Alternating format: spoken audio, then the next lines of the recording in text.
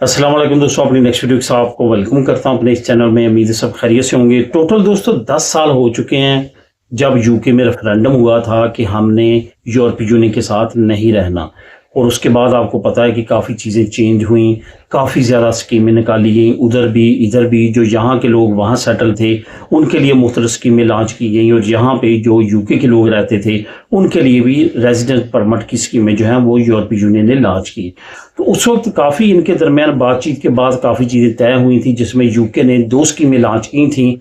एक EU settlement scheme, जो already वहाँ पे लोग रह रहे हैं और उनको 5 साल से ज़्यादा का अरसा वहाँ पे गुजर चुका है, उनको डायरेक्ट PR मिलेगी, यूके की परमानेंट स्टेटस मिलेगा।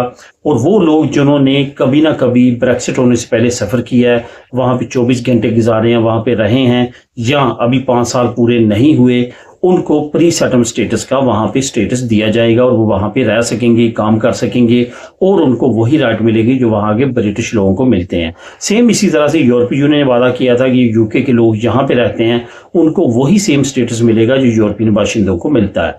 और ये दोनों खित्तों में ये चीज़ें जो हैं वो उस वक्त से चल रही हैं।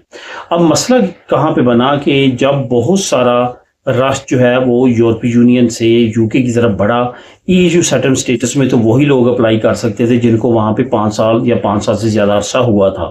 लेकिन प्री सेटलमेंट स्टेटस में क्योंकि कानून में कुछ नरमी थी कि जिनकी वहाँ पे 24 घंटे भी एंट्री है वो भी अप्लाई कर सकते हैं, तो उसमें काफ़ी ज़्यादा लोगों ने जो है अपने पेपर जमा करवाए।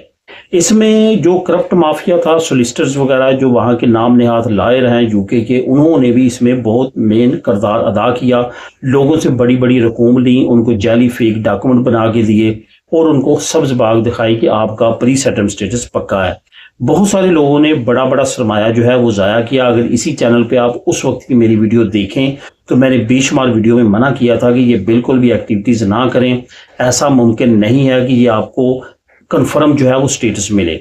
उसकी वजह ये थी कि एक ऐप उन्होंने लॉन्च की थी, उस पर जब आप डॉक्यूमेंट अप्लाई करते हैं तो ऐप सिर्फ आपको ये बताती है कि आपने ये डॉक्यूमेंट भी अप्लाई कर दिया, ये भी आपने सबमिट कर दिया, ये भी सबमिट कर दिया।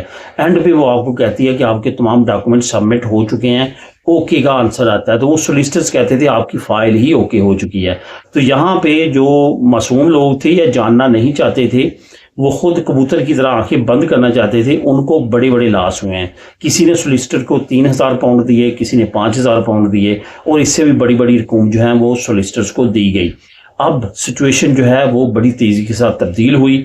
यूके के कवानीन जैसे सख्त से सख्त होते गए, इसी तरह से EU सेटलमेंट स्टेटस में भी प्री सेटलमेंट स्टेटस वालों के लिए कवानीन बहुत ज़्यादा सख्त हुए।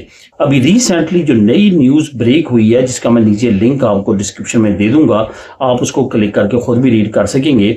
इसमें एक चीज़ वाज़ी तौर पे सामने आई है कि यूके की हुकूमत ने नए आर्डर जारी किए हैं कि प्री सेटलमेंट स्टेटस के जो केसेस हैं, जिन जिन पे शक है कि उन्होंने फेक डॉक्यूमेंट लगाए हैं, उनके केसेस को दोबारा से जांच पड़ताल किया जाए। ये नौबत क्यों आई? ये नौबत इस वजह से आई कि 3 अल्बानवी बाशिंदों को पकड़ा गया है जिन्होंने टोटल फेक डॉक्यूमेंट के जरिए EU सेटलमेंट स्टेटस जो है वो अप्लाई किया था, और उनके पास प्री सेटलमेंट स्टेटस था।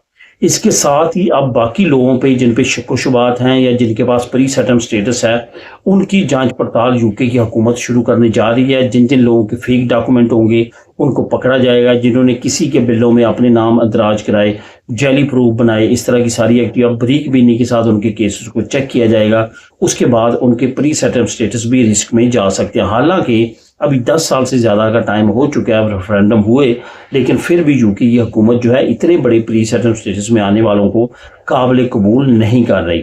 अब ये जो अल्बानवी बाशिंदे पकड़े गए हैं, इनको डिपोर्ट किया जाएगा। इससे पहले इनको की सजा भी हो सकती है।